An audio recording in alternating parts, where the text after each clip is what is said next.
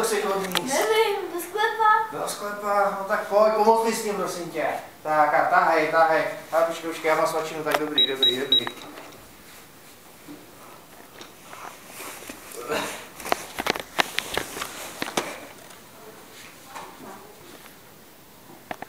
No tak nebo... A co s tím teď? Prostě mi to dáš? Nevím, já mám svačinu, šup, někam to odnes.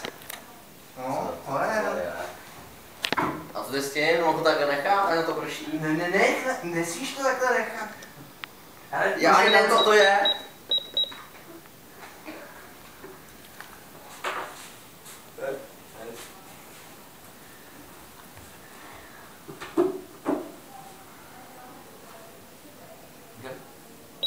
Tak už mi sakra řekni, co s tím mám dělat.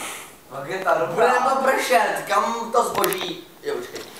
Tak si jdem lehnout už, myslím, že dneska budeme spát. Lehni si vedle mě, ne na mě. A co dělat?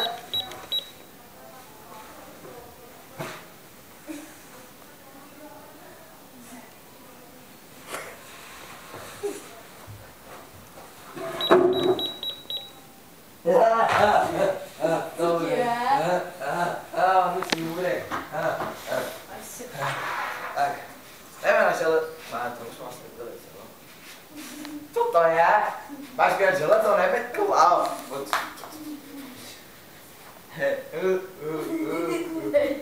Hlásí se ti.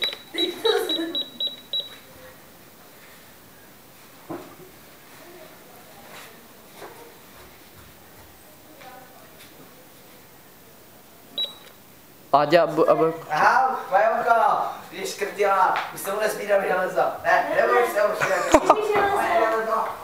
Dej mi železo. A prodám si to sám. Moje. Napíknu tě. Ne,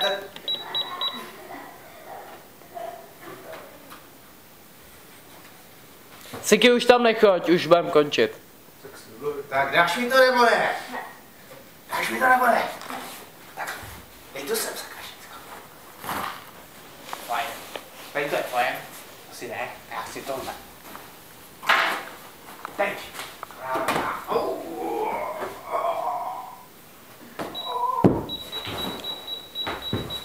No Dane, už pojď. Já jsem to zmáčknul trochu dřív.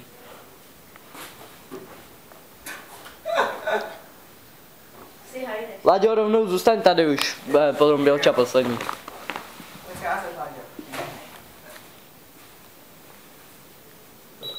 A kam to nekonečně spát? Jak pak se domluvili? Nejde. Co to děláte? Jste normální? To je napadení spolupracovníka.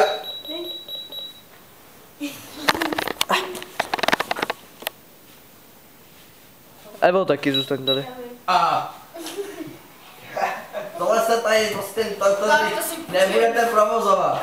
Prostě se jde spát. Jak se toho, co to děláte? To je normální. Já se budu stěžovat svému řediteli. A dobrý. Tak to by bylo původně. Dělníci, ne, co to bylo? Bezdomovci.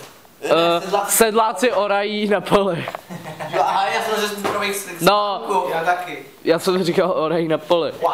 Co říkal jsem? Já nevím.